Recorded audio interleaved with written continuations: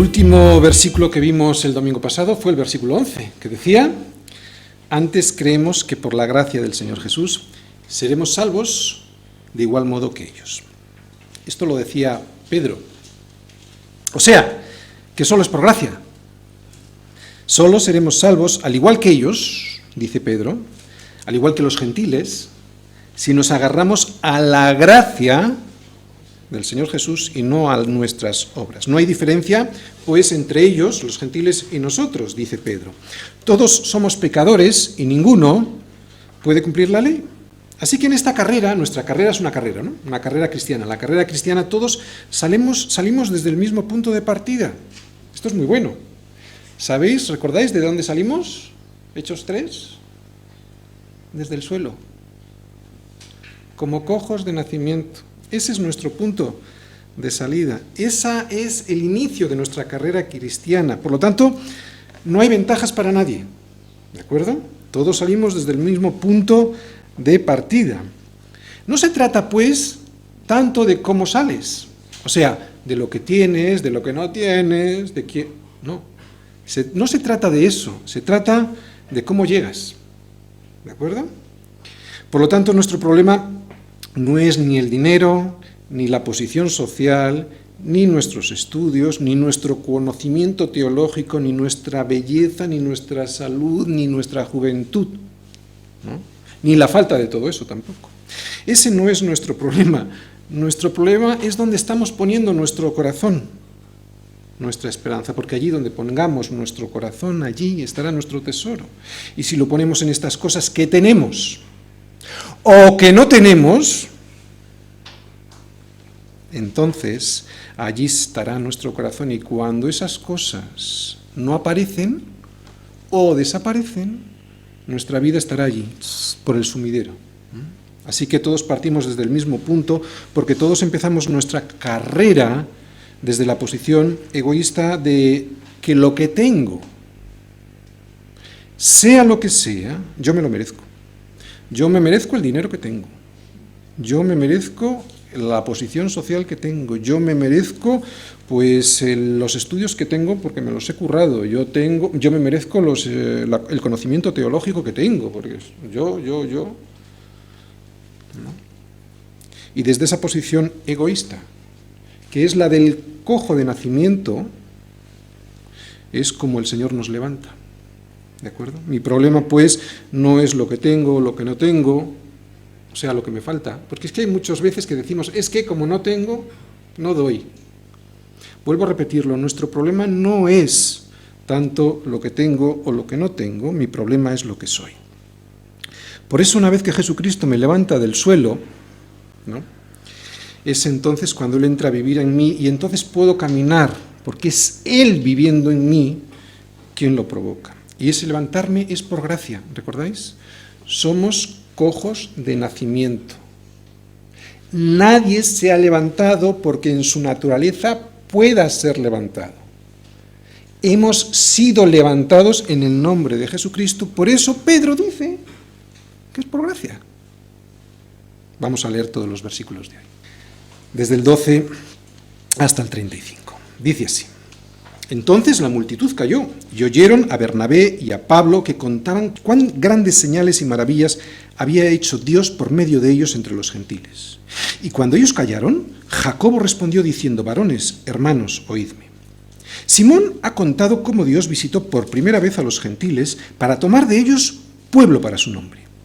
Y con esto concuerdan las palabras de los profetas, como está escrito: después de esto volveré y reedificaré el tabernáculo de David que está caído, y repararé sus ruinas y lo volveré a levantar, para que el resto de los hombres busque al Señor.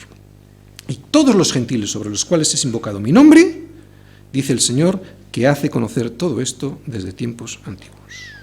Por lo cual, yo juzgo que no se inquiete a los gentiles que se convierten a Dios, sino que les escriba que se aparten de las contaminaciones de los ídolos, de fornicación, de ahogado y de sangre.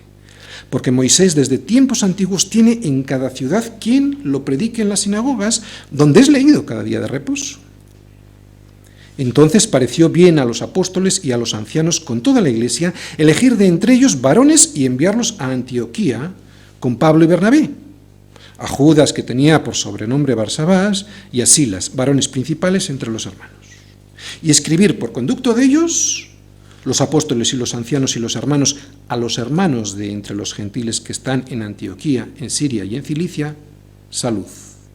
Por cuanto hemos oído que algunos que han salido de nosotros, a los cuales no dimos orden, os han inquietado con palabras, perturbando vuestras almas, mandando circuncidaros y guardar la ley, nos ha parecido bien, habiendo llegado a un acuerdo, elegir varones y enviarlos a vosotros con nuestros amados Bernabé y Pablo, hombres que han expuesto su vida por el nombre de nuestro Señor Jesucristo.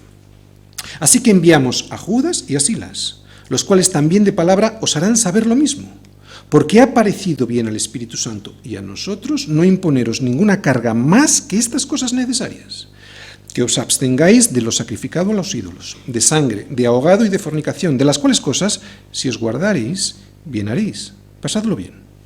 Así pues, los que fueron enviados descendieron a Antioquía y reuniendo a la congregación entregaron la carta. Habiendo leído la cual, se regocijaron por la consolación.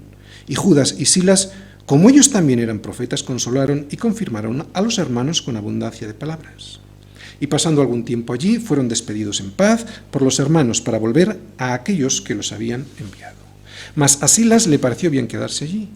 Y Pablo y Bernabé continuaron en Antioquía enseñando la palabra del Señor y anunciando el Evangelio con otros muchos.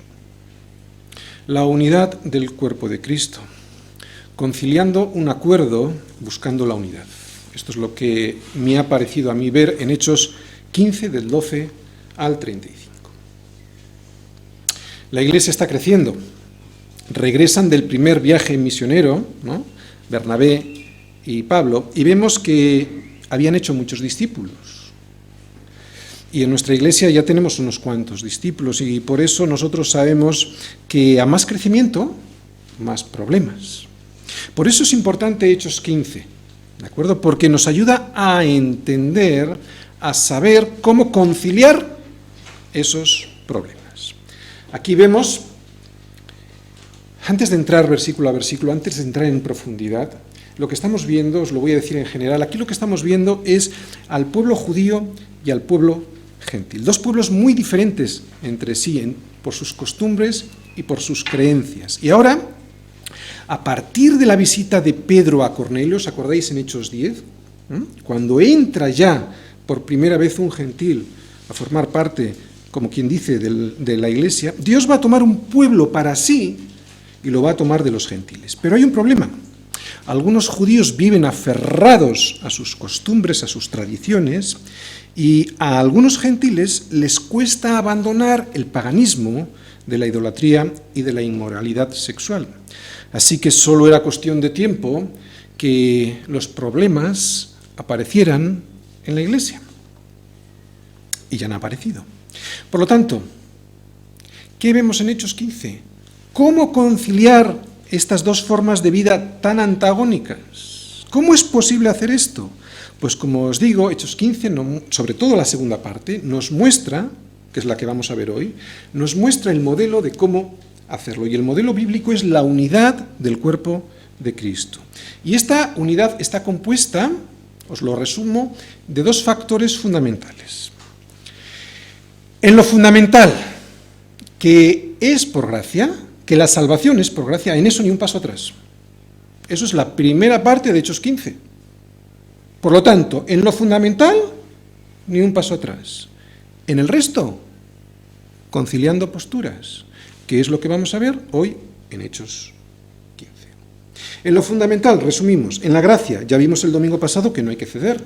Vimos que este regalo, esta gracia, nos será concedida por medio de la fe, y no por medio de la fe en cualquier cosa, sino por medio de la fe en el sacrificio vicario de Jesucristo, que Él, habiendo cumplido toda la ley, Él nos hizo participantes de su misma naturaleza, como nos dice en 2 de Pedro 1:4, ¿no? Imputándonos una justicia que no solo no teníamos, sino que nos resulta imposible obtener a través del cumplimiento de la ley, porque es imposible su cumplimiento, ¿no? Y no se puede, entre otras cosas, porque con tan solo incumplir uno de los puntos de la ley, ya incumplimos toda la ley. Volvemos a repetir dos hechos fundamentales, dos cosas fundamentales que vemos en Hechos 15. En lo fundamental, en lo esencial, que es en la fe, en la salvación por gracia, en eso ni un paso atrás. En lo accesorio, conciliando posturas. Y creo que hoy, si interpretamos correctamente esta segunda parte de Hechos 15 que acabamos de leer, podremos aprender mucho de este modelo bíblico que se llama la Iglesia. Y ¿sabes qué? Funciona con amor, cuya base es Jesucristo, pero funciona a través del amor, a través de la comunión unos con otros. Si no está la base que es Jesucristo, por mucha comunión que digamos que tengamos, no existe la Iglesia. Podríamos hablar de una comunidad de intereses, por ejemplo, pues de un club deportivo o de una institución bancaria, o podríamos hablar de una empresa, de un negocio, o incluso de un buen grupo de amigos, pero no será la Iglesia. La Iglesia está basada en Jesucristo y se manifiesta en el amor no me estoy saliendo de Hechos 15, lo vamos a ver, se manifiesta en el amor de unos con otros, pero cuya base es Jesucristo. Vamos a ir leyendo versículo a versículo y ya verás cómo lo vais a ir entendiendo. Versículo 2. Entonces toda la multitud cayó y oyeron a Bernabé y a Pablo, que contaban cuán grandes señales y maravillas había hecho Dios por medio de ellos entre los gentiles. Dice ahí, entonces toda la multitud cayó. Supongo que el argumento de Pedro les resultó contundente, ¿no? Si ni aun nosotros, decía Pedro, si ni aun nosotros los judíos, que somos el pueblo elegido, si ni aun nosotros podemos salvarnos por las obras de la ley, ya que no las podemos cumplir, ¿cómo les vamos a exigir esto a los gentiles, ¿no? Para que se salven. Cuando un cristiano asume teóricamente, solo teóricamente, que es por gracia, pero no lo vive de verdad en su corazón, ¿sabes lo que pasa? Que en vez de callarse, lo que va a empezar es a decir yo lo puedo hacer, yo lo hago, fíjate lo que hago yo por el Señor. Sin embargo, vemos que es al revés, ¿no? Cuando uno descubre que es por gracia, o sea, que ha sido un regalo inmerecido, que tú no has hecho nada, entonces es cuando cierras la boca, ¿no? Porque sabes que eso, que tú no puedes, que no has hecho nada, que todo lo ha hecho el Señor, ¿no? Que las obras en tu vida no son obras, son frutos. Y que surgen de una manera natural porque está Jesucristo viviendo en ti, no es algo forzado, ¿no? Por lo tanto, cuando ves que es algo que surge de ti de manera natural porque has sido regenerado y es una obra regeneradora por la gracia, o sea, como regalo, no hay nada de gloria para mí. Toda la gloria se la lleva Él. Solo cuando entiendes esta obra redentora de Jesucristo en la cruz, pero la entiendes de verdad y la asumes así, ¿no? Entiendes que la gracia es algo que no te mereces y entonces empiezas a darle la gloria a Dios. Es entonces cuando hablas de lo que Dios ha hecho en tu vida, tú ya no eres nadie, tú te haces a un lado, tú ya te crucificas, ¿no? Como dice Pablo. Ahora entendemos bien cuando dice Pablo, con Cristo estoy juntamente crucificado, ¿no? Ya no vivo yo, mas vive Cristo en mí. Y como vive Cristo en mí, lo que yo hago son frutos del Espíritu y no obras en la carne de las cuales yo me gloríe. La multitud cayó, vemos en este versículo, y oyeron a Bernabé y a Pablo. ¿Recordáis? Primero habló Pedro, lo vimos el domingo pasado, y el resumen estaba en el versículo 11 que acabamos de leer. Ahora se callan y oyen a Bernabé y a Pablo, que contaban, como dice ese versículo, cuán grandes señales y maravillas había hecho Dios por medio de ellos, fíjate, no las habían hecho ellos, por medio de ellos entre los gentiles. Ahora se entienden mejor estas maravillas y señales, ¿no? Es ahora cuando cobran un claro sentido. Estas grandes señales y maravillas fueron hechas con un propósito: confirmar a los judíos para que supiesen que lo que estaba pasando era una obra de Dios, para que comprendieran que la salvación por medio de la gracia, esa salvación había sido otorgada por Dios, que no había sido un invento ni de Pablo, ni de Bernabé, ni tampoco de Pedro, ¿no? Y era necesario que vieran estas señales. ¿Por qué? Porque si no, no se lo hubieran creído. ¿Recordáis lo que les pasaba a los judíos, no? Los judíos siempre pedían señales. Lo vimos en la vida con Jesús. Siempre estaban detrás de Jesús por las señales. Y también nos lo dice muchas veces Pablo, ¿no? Por ejemplo, en 1 Corintios 1:22. Porque los judíos piden señales y los griegos buscan sabiduría. Así que estas señales y estas maravillas que había hecho Dios por medio de ellos entre los gentiles confirmaban que ellos habían recibido el mismo evangelio, o sea, los gentiles habían recibido el mismo evangelio, pero sin obras, sin circuncisión, sin la ley. El mismo evangelio. Era necesario. La iglesia estaba empezando. La iglesia necesitaba la confirmación de Dios y estos judíos necesitaban verlo. Por eso entendemos mejor ahora esas grandes señales y esos milagros, ¿no?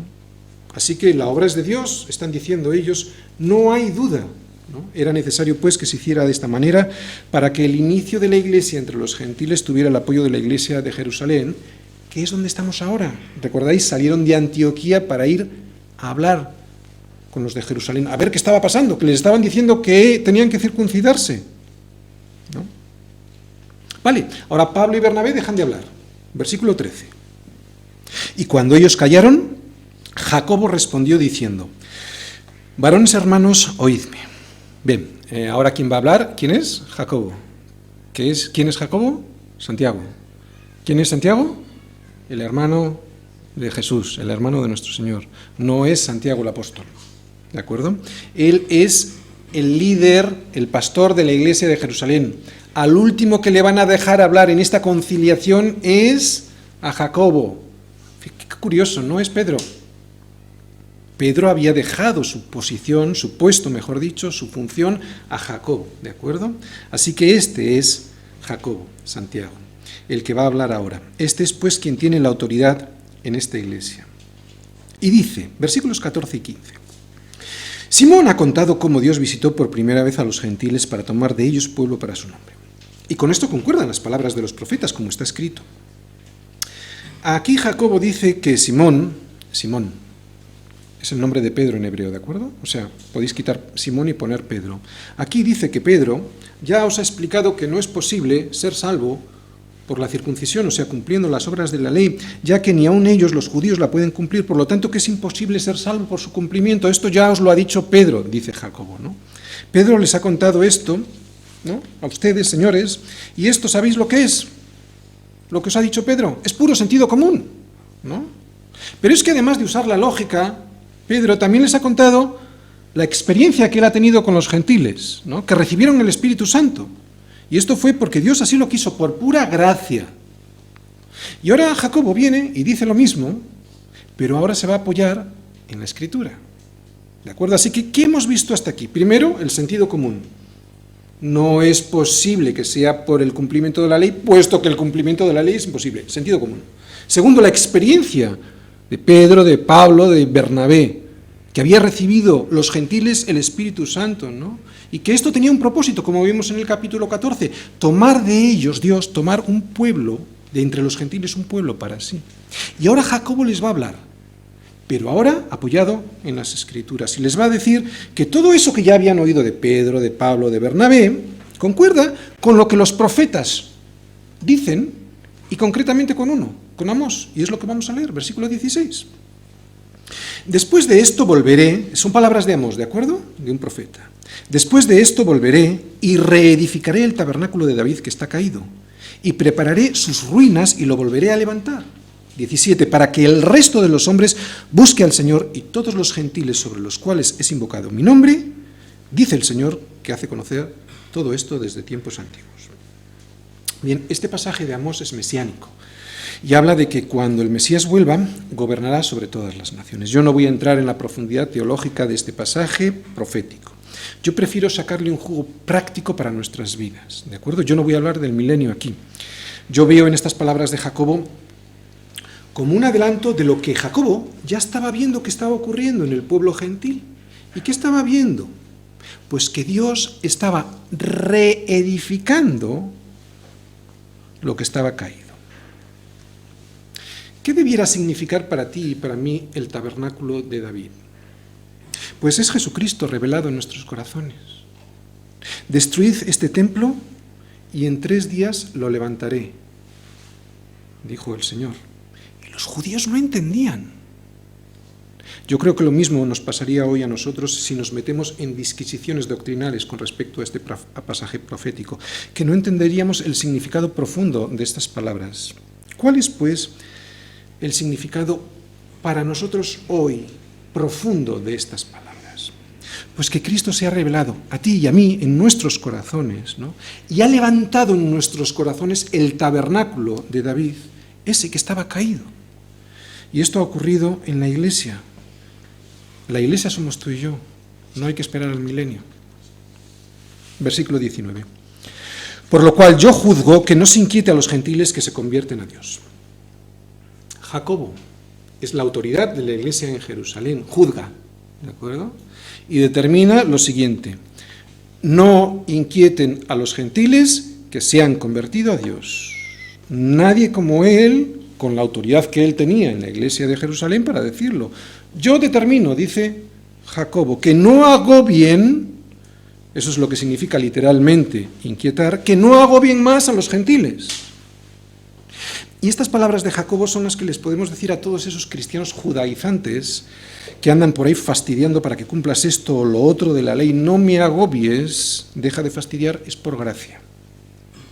Y atención, no solo podemos hablar aquí de la ley de Moisés.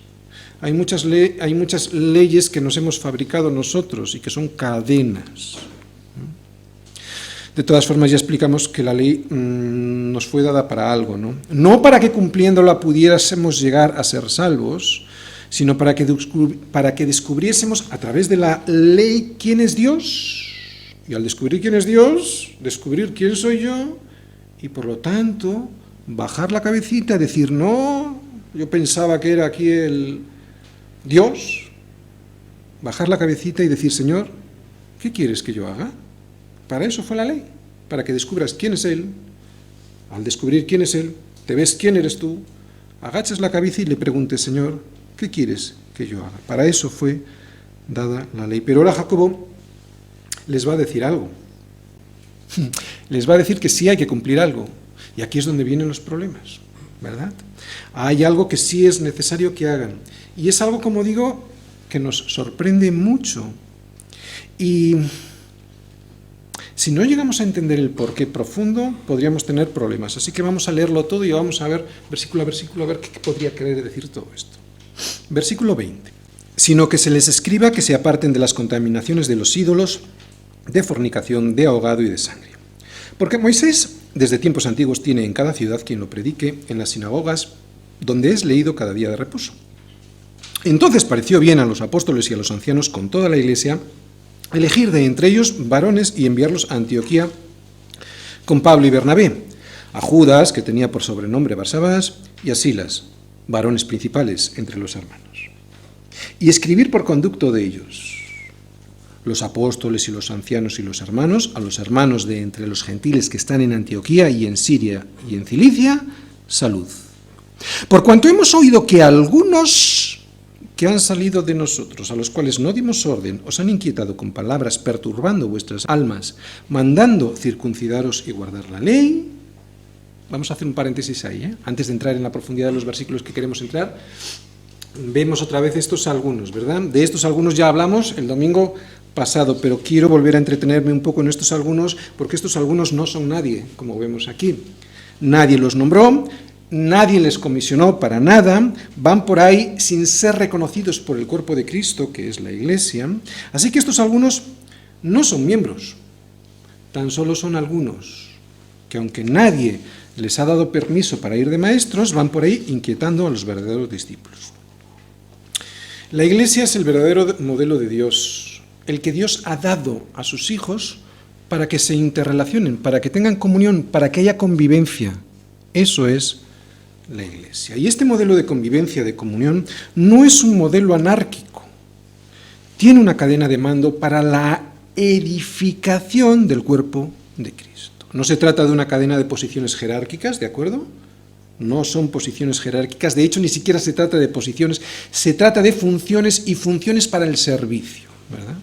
Pero para que sea servicio, para que realmente se pueda servir, eso no anula que no haya una cadena de mando, y lo estamos viendo aquí, Jacobo es el último que dice lo que hay que hacer, ¿no? Y que ese mando tenga un propósito, no es para enseñorearme de los demás, como estamos viendo estos algunos, que no fueron a edificar el cuerpo de Cristo, simplemente les fueron a decir lo que tenían que hacer y que si no se circuncidaban no eran salvos. El propósito de la cadena de mando tiene un propósito. Mirad, Efesios 4, del 11 al 12, no vayáis, lo vemos en casa. Dice, Pablo mismo dice, él mismo constituyó, está hablando de Dios, a unos apóstoles, a otros profetas y a otros evangelistas, a otros pastores y maestros, a fin de perfeccionar a los santos para la obra del ministerio, para la edificación del cuerpo de Cristo.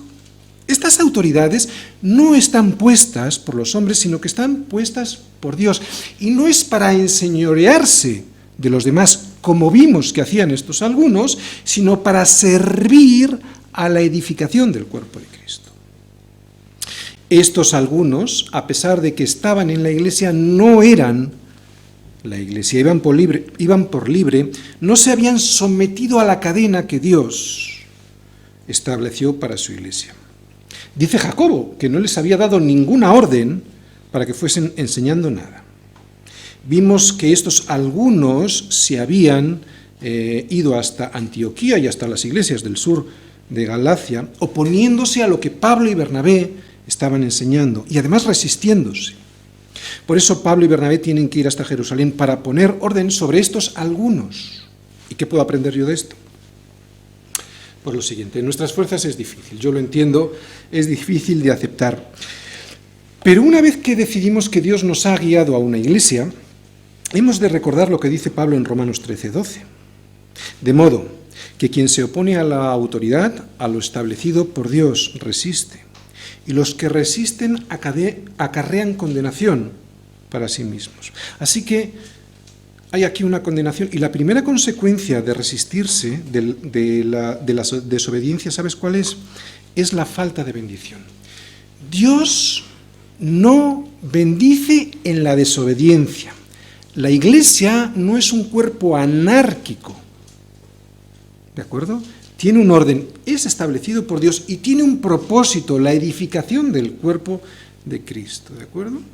Por lo tanto, el Señor en su iglesia no quiere anarquía. ¿Y qué significa esto? Pues que no quiere a esos algunos. Luego te voy a decir al final algo para nuestras vidas con respecto a esto. Vamos a seguir leyendo porque íbamos a otro tema. Versículo 25. Nos ha parecido bien, habiendo llegado a un acuerdo, elegir varones y enviarlos a vosotros con nuestros amados Bernabé y Pablo, hombres que han expuesto su vida por el nombre de nuestro Señor Jesucristo. Así que enviamos a Judas y a Silas, los cuales también de palabra os harán saber lo mismo, porque ha parecido bien al Espíritu Santo y a nosotros no imponeros ninguna carga más que estas cosas necesarias. Antes de entrar en las cosas necesarias, quiero decirte que en el versículo 28 vemos que la Iglesia siempre está sometida al Espíritu Santo, ¿de acuerdo? Pero es de saber que el Espíritu Santo opera a través de la Iglesia, ¿no? No trabaja a través de algunos que andan a su aire. ¿Necesitas un consejo? Esta iglesia tiene pastores, ancianos y diáconos. No te vayas a consultar con algunos. Esta es algo para aprender, ¿de acuerdo? Versículo 29, que es donde nos vamos a entretener un poquito más. Que os abstengáis de lo sacrificado a los ídolos, de sangre, de ahogado y de fornicación, de las cuales cosas, si os guardareis, seréis salvos. Pasadlo bien. Bueno, ¿alguien me ha dicho que no? ¿Alguien más? Chicos, tenemos la Biblia. ¿Qué he dicho? De las cuales cosas, si os guardareis, seréis salvos. Pasadlo. ¿Dice eso? No. ¿Qué dice? Porque ahí está una de las claves para entender estos versículos de hoy. ¿De acuerdo? ¿Qué dice? Bien haréis. Pasadlo bien. ¿Cuántos problemas de conciencia, verdad, nos ha causado este pasaje? Acabamos de decir que es por gracia, entonces, ¿por qué estas normas? Os acabo de dar un indicio ahí, ¿de acuerdo? Hay más, pero es un indicio. Pues porque Jacobo aquí no está hablando de salvación. Esto ya quedó claro en la primera parte de Hechos 15, lo estuvimos viendo, ¿no? Es por gracia, es mediante la fe en Jesucristo. Aquí de lo que está hablando es de comunión. de comunión unos con otros, de comunión con los judíos. Por eso no dice de las cuales cosas si os guardaréis seréis salvos, sino bien haréis. Lo resumo para luego ir poco a poco, ¿de acuerdo? Versículo a versículo. Este capítulo 15 lo que está buscando es reconciliar a dos pueblos. Está buscando la unidad del cuerpo de Cristo. Este capítulo les está diciendo a los judíos que no inquieten a los gentiles con sus leyes, que son para ellos, no son para los gentiles. Y a los gentiles nos está diciendo que para un judío es abominable que comamos sangre delante de ellos. No dice que no comas sangre porque si no, no eres salvo. Dice que no lo hagas para que puedas tener comunión. Si os guardaréis, ¿seréis salvos? No. Si os guardaréis, bien haréis. El contexto en el que está hablando Jacobo es la unidad del pueblo de Cristo. Es un concilio, o sea, la conciliación de pueblos. En este caso de dos pueblos, pueblo gentil, pueblo de Israel. Este es el contexto, ¿de acuerdo? Porque sobre este contexto vamos a entender muchas cosas que hasta ahora igual no habíamos entendido. Hay mucha gente que dice que esto no hay que cumplirlo hoy porque esto es cultural, ya que como no es no para nosotros, pues como no es nuestra cultura, pues no lo cumplimos. No van por ahí los tiros, ¿de acuerdo? Esta postura es muy peligrosa, porque en este caso entonces somos nosotros quienes nos ponemos por encima de las Escrituras y somos nosotros quienes decidimos qué es lo que está vigente o no está vigente en función de lo que nosotros consideramos que es nuestra cultura o no. Esto es peligroso. No es así, creo, como hay que interpretar la Biblia. Se busca la solución a un pasaje, primero en el propio contexto, que es lo que vamos a hacer hoy, y después también en otros versículos de la Biblia, porque la Biblia se interpreta a sí misma. Todavía estamos en el contexto, ¿de acuerdo? Vamos a ver el contexto, vamos a ver a quién estaba dicho y por qué estaba dicho, y luego, si es necesario, que lo será, iremos a otros versículos. Entonces, si no es una cuestión cultural, como yo acabo de decir, que rige para todos los tiempos, ¿no puedo comer carne poco hecha, en la que se ve la sangre? ¿O morcilla española? Bien, antes de entrar en la interpretación correcta de estos versículos, vamos a ir caso por caso para ubicarnos mejor, ¿de acuerdo? Primer caso, la fornicación. Los cristianos no tenemos ningún problema con ese mandamiento, ¿no? Con esa norma, porque es algo en lo que todos estamos de acuerdo. Pero ¿sabes lo que pasa? Y aquí vamos al contexto. Jacobo sabía que había un gran problema. Ellos vivían en un mundo griego. Están hablando de la iglesia de Antioquía. Y si leéis la carta a los Corintios, que es una carta a una iglesia griega, las cosas que ahí te imaginas que estaban pasando, ¿de acuerdo? Por lo tanto, volvemos al contexto, ¿vale? Estamos primero analizando el contexto, y el contexto es la iglesia de Antioquía. ¿Os acordáis cuando predicábamos de Antioquía, por primera vez que llegaron a Antioquía, que os dije que era una ciudad conocida en todo el imperio por su gran promiscuidad sexual, por todos sus problemas con respecto a la adoración en el templo con prostitutas? Era una cosa, un desastre, ¿de acuerdo? En ese contexto es donde estamos intentando entender las palabras de Jacobo, ¿no? Un mundo griego en el que había hombres que vivían con muchas esposas, como os digo, y en el que a través de la fornicación con prostitutas pensaban que estaban sirviendo a los dioses. Por eso Jacobo les está recordando, en este caso a los que están en Antioquía, que tengan cuidado, que esto no se hace así, que se olviden, que recuerden que esas cosas son a las que estaban acostumbrados hasta entonces, no debían de volver a ellas, ¿de acuerdo? Bien, fornicación. Vamos a ver otra de las cosas, lo sacrificado a los ídolos.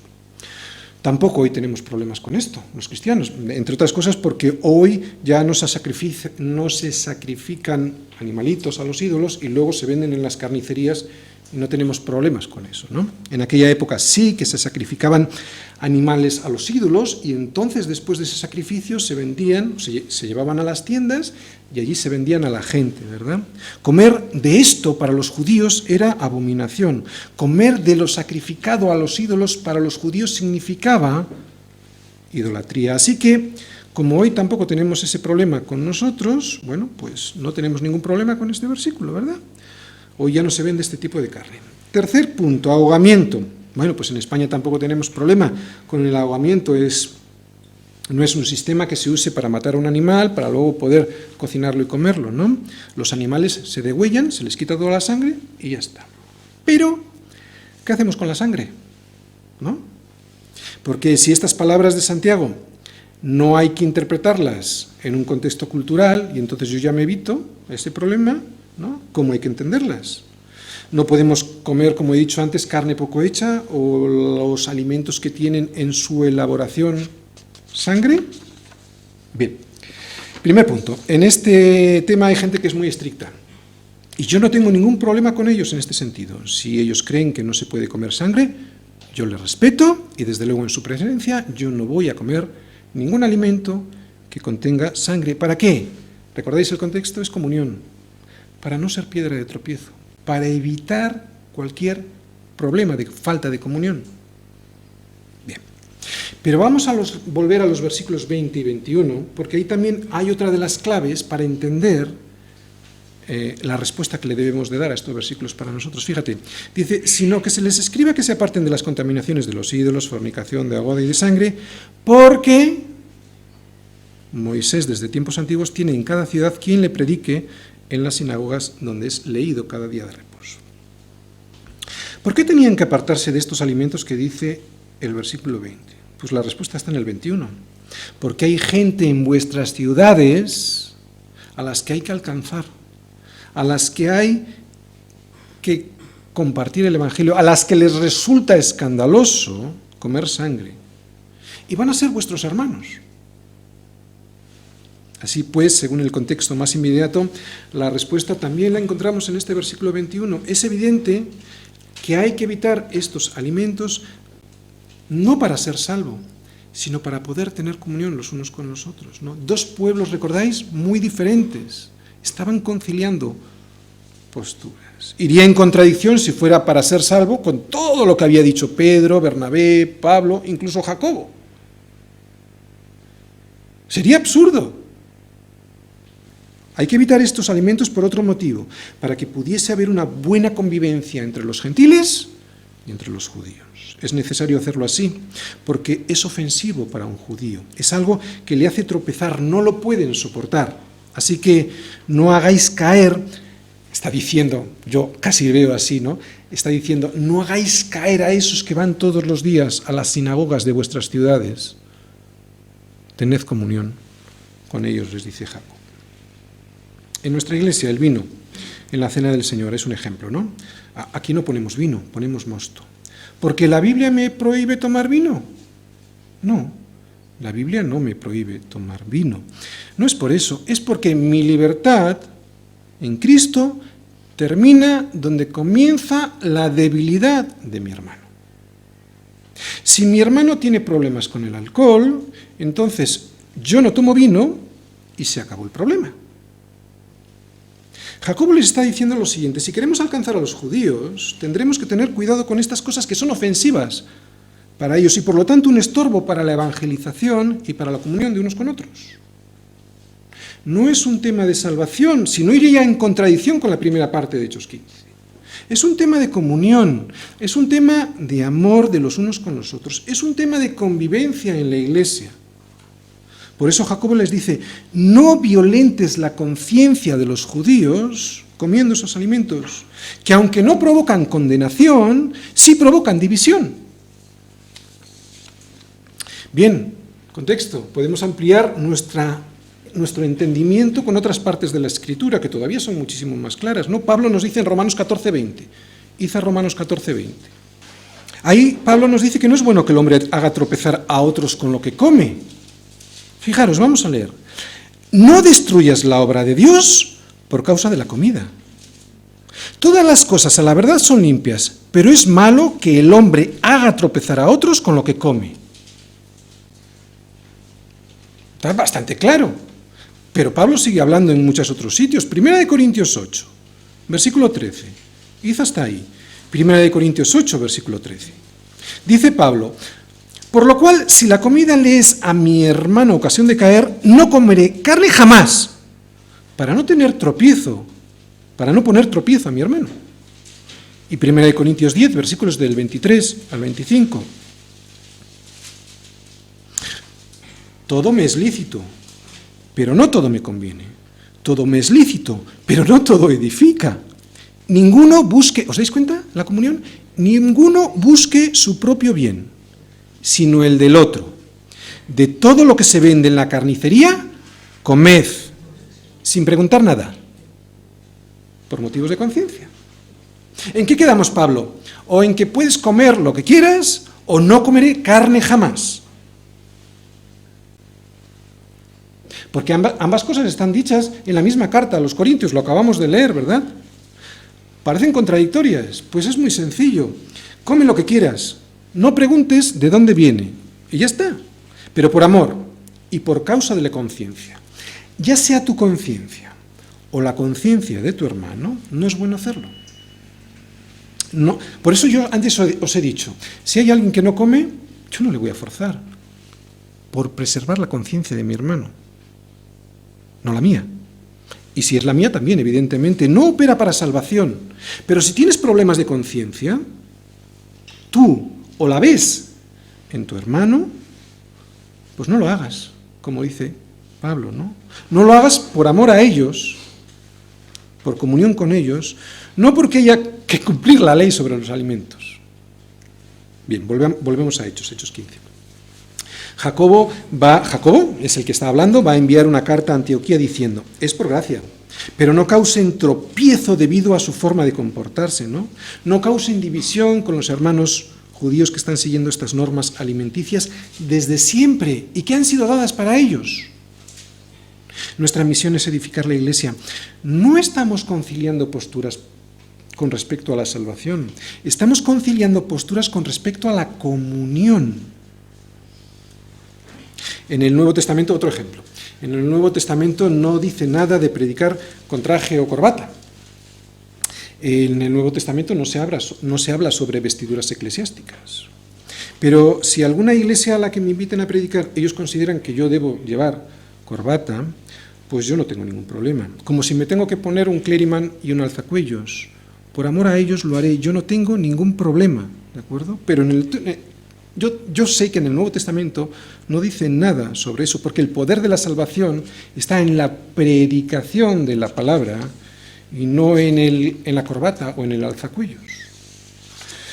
El respeto al pastor está en el llamamiento que viene de Dios y los demás lo ven, y también en el servicio que ese pastor está haciendo al cuerpo de Cristo, no en la vestimenta que lleva. Como veis, le podemos sacar partido a todo esto que estamos viendo, porque estamos hablando no de alimentos, estamos hablando de comunión. Estamos hablando de la unidad de la Iglesia en la comunión que es Cristo. ¿De acuerdo? Lo de la gracia quedó ya clarísimo. La salvación es por gracia. Bien, versículos 30 y 31.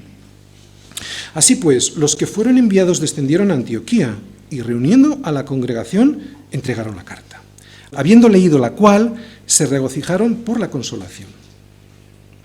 No tenían que circuncidarse, ¿recordáis? Este era el tema. Habían ido hasta Jerusalén porque les decían estos algunos que tenían que circuncidarse y guardar la ley, porque si no, no eran salvos. ¿Te imaginas que nos llega esta carta hoy a nosotros? Estoy hablando a los varones, a los hombres, ¿verdad? Y nos llega esta confirmación, qué regocijo, no hay que recortar nada, ¿no? No sé si habéis entendido el chiste, pero al margen del chiste, la gracia consuela. Porque no es por fuerzas, no es por obras. La gracia consuela. ¿Por qué? Porque como me daba cuenta que era imposible cumplir la ley, no tenía consuelo. La gracia consuela. Versículo 32. Y Judas y Silas, como ellos también eran profetas, consolaron y confirmaron a los hermanos con abundancia de palabras. Con abundancia de palabras. Nunca me oirás un sermón de menos de 45 minutos. No quiero ser pesado, de verdad, pero me hace mucha gracia esa gente que dice que con 20 minutos o 30 minutos es suficiente. Lo que no quieren es darle de comer a su pueblo. Y no entienden que su pueblo necesita comer, que su pueblo tiene hambre y sed de justicia, hambre y sed de Cristo, hambre y sed de la palabra. Muchas veces cuando termino un sermón pienso, ¿cuánto he hablado, no? Pero siempre viene alguien y me dice, pastor, se me ha hecho muy corto. Y eso me gusta escucharlo, me alegra que haya gente así en la iglesia, porque eso me demuestra que en mi iglesia hay gente con hambre y sed de justicia, ¿no? eso es querer comer del pan que descendió del cielo. Yo, una semana preparando un sermón, es mucho trabajo, ¿no? Eso significa que cuando alguien disfruta de lo que uno ha preparado durante toda una semana, pues ha entendido el propósito de ese cocinar, ¿no? Y lo que aquí estamos mostrando es a Jesucristo, es el pan que descendió del cielo. Por eso necesitamos, si no tenemos ese hambre y sed de justicia, necesitamos pedir ese hambre y sed de justicia, ¿de acuerdo? Si ahora mismo hay alguien, qué pesado, igual lo que le falta es hambre y sed, ¿de acuerdo? Y claro, como no tiene hambre y sed, no será saciado, ¿vale? Así que en esta iglesia has de saber que yo os voy a confirmar y os voy a consolar, pero con abundancia de palabras, ¿vale? 33. Y pasando algún tiempo allí, fueron despedidos en paz por los hermanos para volver a aquellos que los habían enviado. Mas a Silas le pareció bien el quedarse allí. Y Pablo y Bernabé continuaron en Antioquía enseñando la palabra del Señor y anunciando el Evangelio con otros muchos. Resumen de Hechos 15. En lo fundamental, que es la salvación por gracia, por medio de la fe en Jesucristo. ¿Lo explicamos un poquito más? Es por gracia, es un regalo, pero solo llega por medio de un canal que se llama fe. Es la fe en Jesucristo por lo que baja el regalo, la gracia de Dios a mi vida. Lo volvemos a repetir. Hechos 15 nos está diciendo lo siguiente, en lo fundamental, que es la salvación como regalo por medio de la fe en Jesucristo. En eso, ni un paso atrás. En lo demás, en lo accesorio, conciliando posturas. En todos los demás temas que no afecten a la salvación, en la Iglesia conciliamos posturas. Y lo hacemos gracias a la obra del Espíritu Santo viviendo en la Iglesia. La Iglesia siempre está sujeta al Espíritu Santo, pero has de saber una cosa, que el Espíritu Santo opera a través de la Iglesia, no opera a través de algunos que no son miembros del cuerpo de Cristo. Todo se puede conciliar, todo menos la verdad. Y sabemos qué es la verdad. Es una persona que se llama Jesucristo. Este es Jesucristo, la palabra de Dios, pero no aquí, sino comida y bebida. O sea, integrada en mi ser, no como piensan los católicos que toman. No, comida y bebida significa hechas partes de mi propio ser para que sea Él viviendo en mí quien produzca los frutos que yo no puedo hacer.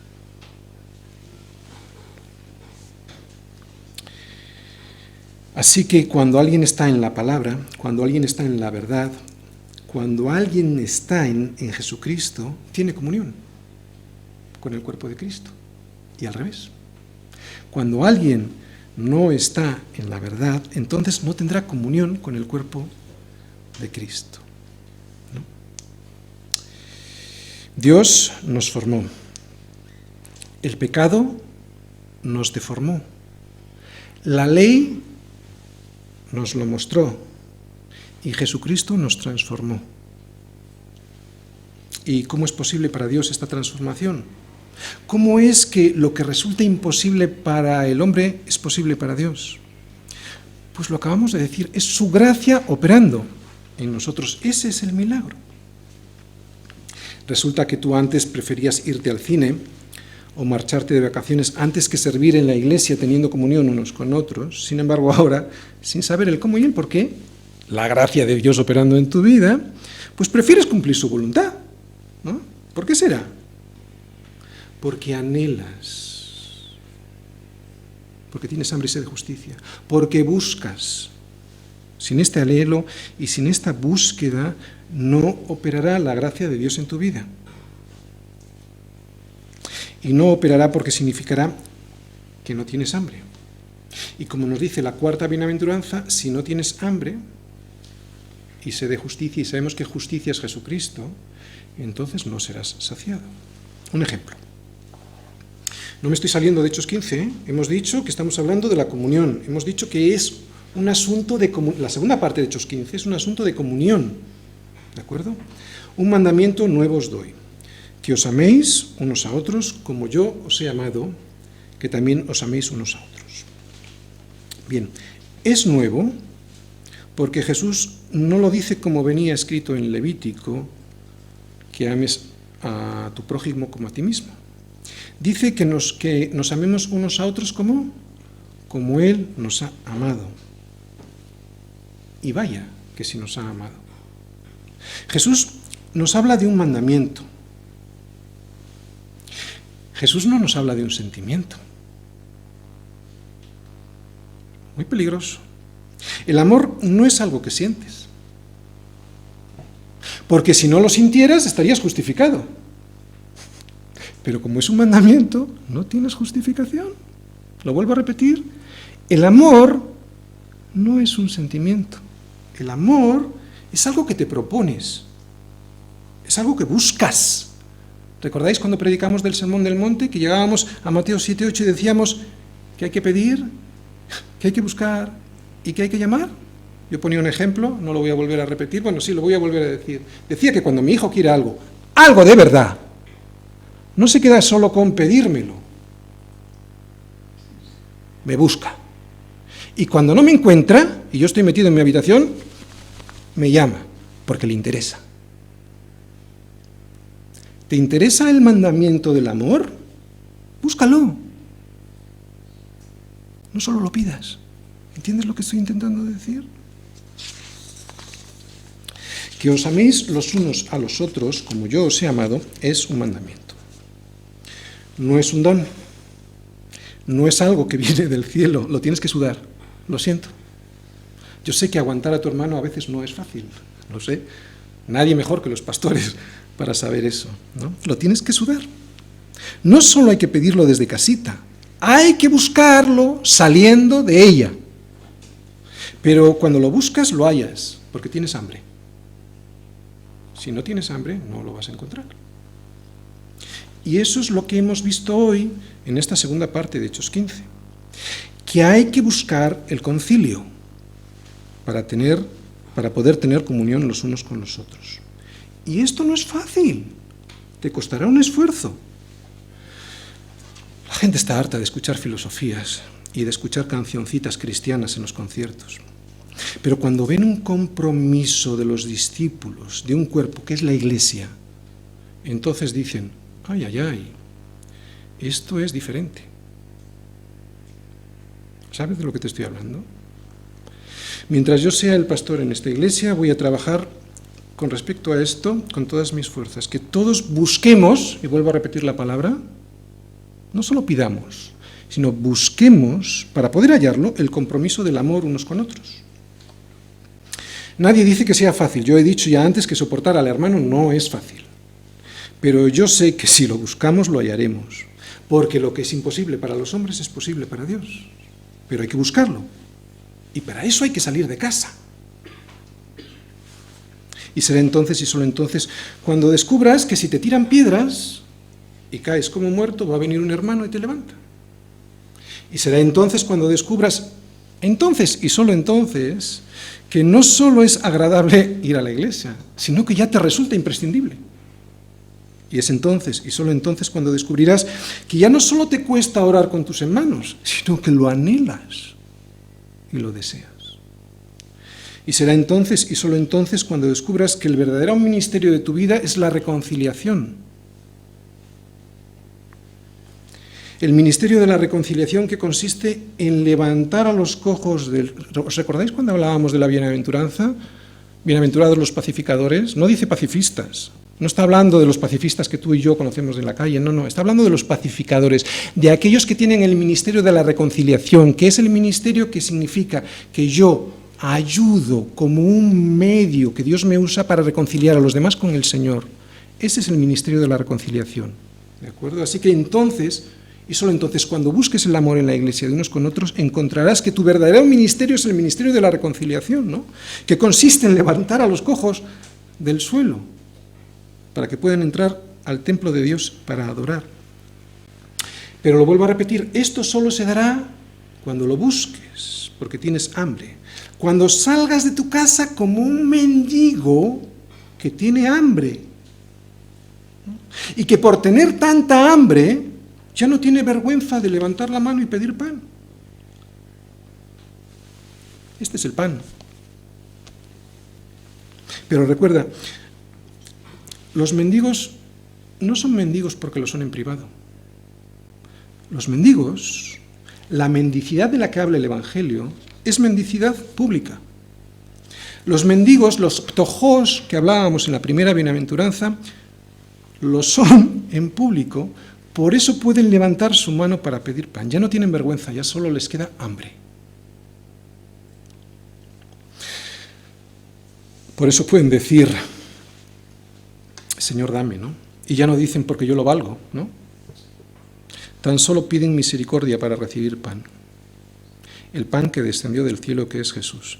Y tan solo a ellos, lo repito, tan solo a ellos se les dará.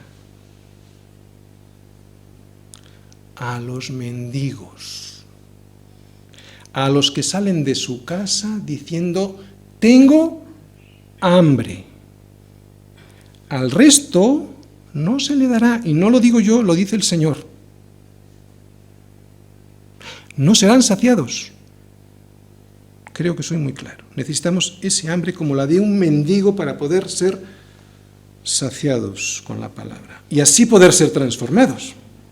Porque la palabra no es para que yo tenga un conocimiento teológico y pueda chulear por ahí. Es para ser transformado. No te conformes a este siglo que te dice que tú te lo mereces. Y si no, mira los anuncios de televisión. Te están diciendo que tú te lo mereces, que tú lo vales, como no lo tienes. No te conformes a este siglo. No te quedes en casa llorando por lo que has perdido. Sal del campamento y busca al Señor amando a tus hermanos como Él te amó a ti.